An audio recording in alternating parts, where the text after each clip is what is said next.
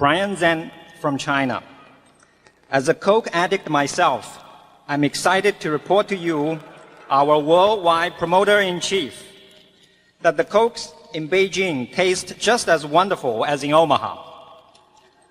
As an ex-Zen monk, today I feel like visiting the Buddha of the financial world. We have an investment club with a name that ends in .com, believe it or not, which tells you that the frenzy.com friends even seduced Zen monks when we tried to follow you. We find that Mrs. Susan Buffett used to send Zen Buddhism books to her sorority sisters. That's probably why she always has a peaceful smile due to her low expectation of life, which according to Buddha is full of sufferings. But Mr. Munger would tell me that Susan's smile is because you, as the husband, exceeded her low expectations. That's right. Yeah. And her father's even lower expectations. Right. Anyway, my question is, did Susan also send those Zen books to your office or your bedroom? And if you have read those books, what are the key ideas that contributed to your investment Tao, which even made sense to secluded, narrow-minded Zen monks like me? Thanks for the financial enlightenments you've given us today. Thank you. I sent those books on to Charlie, so I'll let him answer. Actually, I tend to be a follower of Confucius. And I think this room is full of Confucian values. You know, if the first law of Confucianism is filial piety, particularly toward elderly males, you can see why I like that system. Area 4.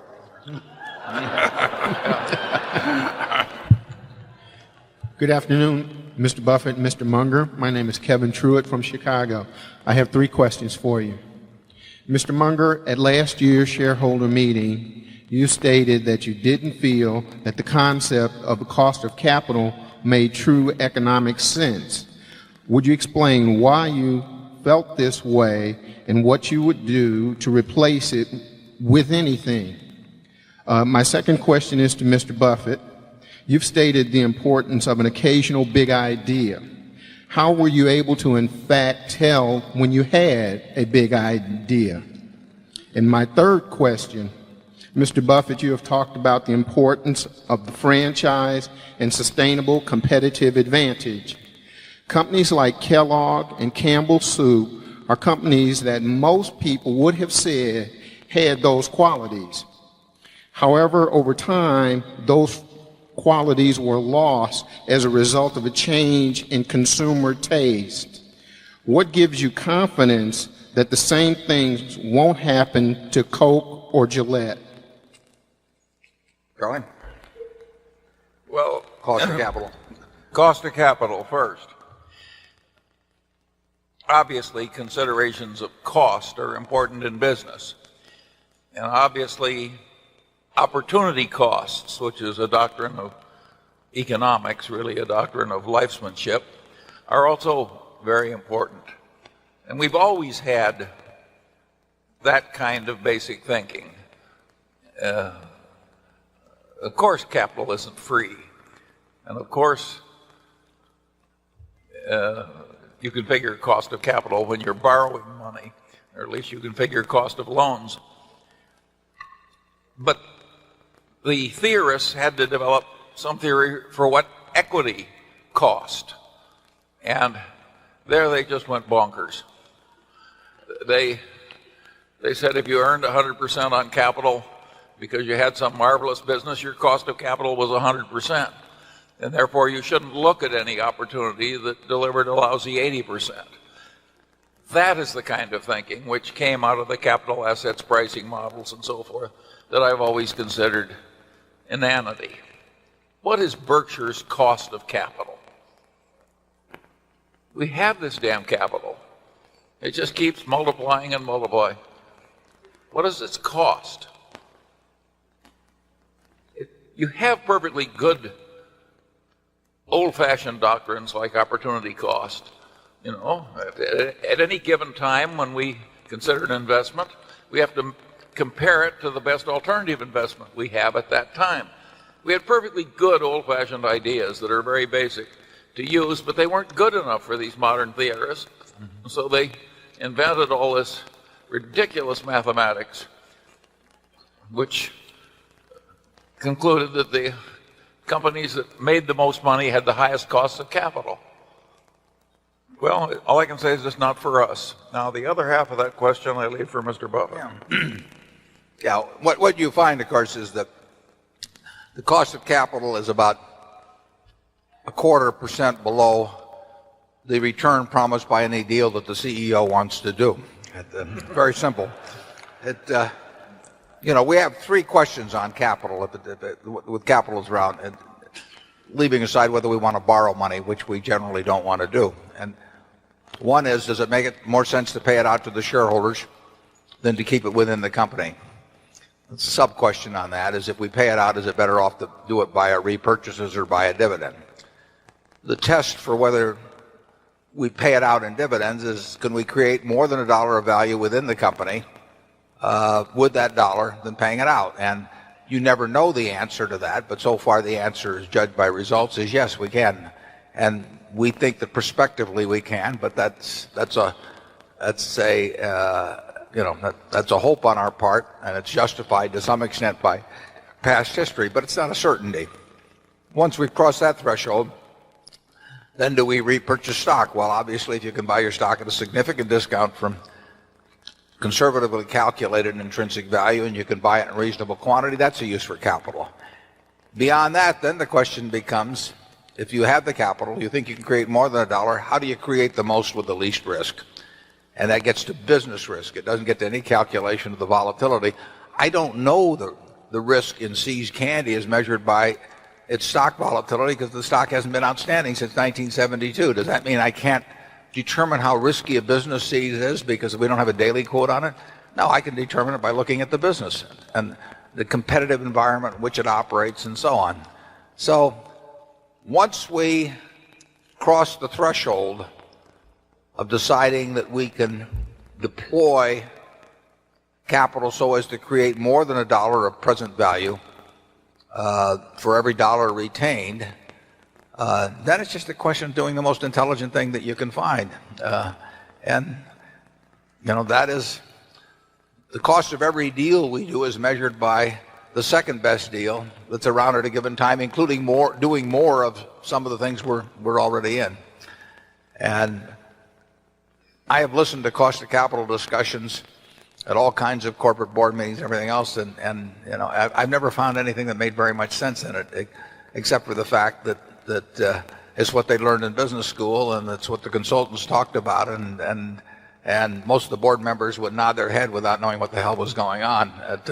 And that's been my history with the cost of capital. Now, moving on to the big ideas, you know when you've got a big idea, and I can't tell you, you know, exactly what happens within your nervous system or brain at that time, but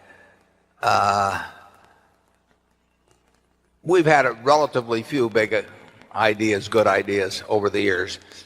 I don't know how many you think we've had in aggregate, how many in career, maybe 25 each or something. You took the top 15 out of Berkshire Hathaway, most of you people wouldn't be here.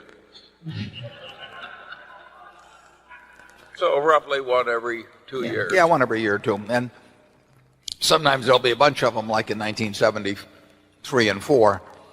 But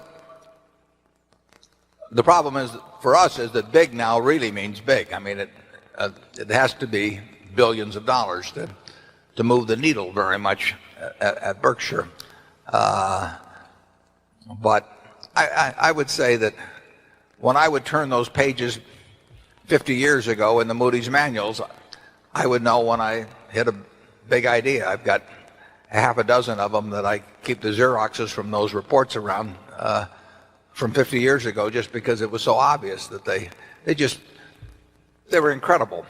And that happens every now and then. When I met Lorimer Davidson, you know, in end of January 1951, and he spent 4 hours or 5 hours with me explaining GEICO, I knew it was a big idea. 8 months later, or probably 10 months later, I wrote an article to the Commercial and Financial Chronicle on the security I like best. It was a big idea. When I found Western Insurance Securities, I knew it was a big idea. I couldn't put millions of dollars into it, but I didn't have millions, so it didn't make any difference. And we've seen things subsequently, and we'll see. If we have a normal lifespan, we'll see a few more before we get done. But I can't tell you that exactly how. I can't tell you exactly what transpires in my mind that says, flashes a neon sign up that says this is a big idea. What happens with you, Charlie?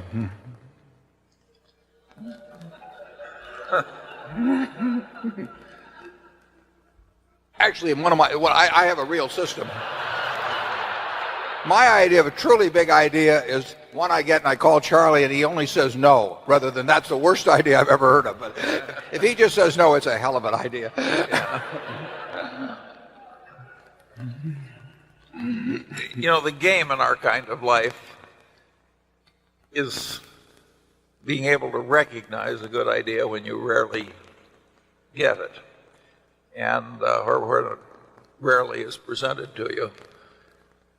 And I think that's something you have to prepare for over a long period. What is the old saying, that opportunity comes to the prepared mind? And I don't think you can teach people in 2 minutes how to have a prepared mind. But that's the game. Things we learned 40 years ago, though, will help and recognize the next big idea. And on opportunity cost, going back to that, the current freshman economics text, which is sweeping the country, has right in practically the first page, and it says all intelligent people should think primarily in terms of opportunity cost. And that's obviously correct. But it's very hard to teach business based on opportunity cost. It's much easier to teach the capital assets pricing model, where you can just punch in numbers and out come numbers. And therefore, people teach what is easy to teach instead of what is correct to teach. It reminds me of Einstein's famous saying. He says, everything should be made as simple as possible, but no more simple. Write that down. You asked an interesting question about franchises, too, and mentioned Campbell's Soup and Kellogg. And I am no expert on that, but I would say that just based on my general observation over the years is that the problems there came from two different things. I think that the problems with cereal, ready-to-eat cereal, were not so much changes in taste or consumption patterns, but I think they made it just push their pricing too far to the point that they lost market share without having the moat that they thought they had, as opposed to the General Mills cereals and the General Food cereals and all of that sort of thing. I mean, if your pricing really gets out of whack and people regard Wheaties or Grape Nuts in the same category as they regard Kellogg's Corn Flakes, you're going to lose share. And once you start losing share, it's hard to get back. Problems with soup, I think, relate more to lifestyle. I think that it's become, it's a little less, it fits in a little less well with current lifestyles maybe than 40 years ago. Soft drinks, the consumption of soft drinks, I don't have the figures here, but I would wager that in 110 years, the per capita soft drinks has gone up virtually every year throughout that history. I mean, it's now close to 30% of U.S. consumption of liquids. So if the average American has about 64 ounces of liquids a day, you're talking about, say, 18 ounces of that being soft drinks, and 43% of that 18, or almost 8 ounces a day, being Coca-Cola products. In other words, 1/8 of all the liquid man, woman, and child in the United States take in comes from Coca-Cola products. But that has gone up virtually, well, throughout the world, it's gone up on a per capita basis, almost since soft drinks were discovered. That people, I would say that trend is almost impossible to reverse on a worldwide basis. I mean, there's so much potential in countries where per capita consumption is like, I think it's maybe 8 per capita, which is 8-ounce servings. They talk in terms of 64 ounces a year. So you have 1/50th of the consumption per capita on Coke products in some important countries that you have here. I just don't see it as being. Now, you can push pricing too far. I mean, there comes a point. Depends on the country in which you're doing it, and it depends even on areas within the country in which you do it. But if you establish too wide a differential between Coke and a private label product, you will change consumption patterns somewhat. Not huge, but enough so that you don't want to do it. But I don't think you'll see.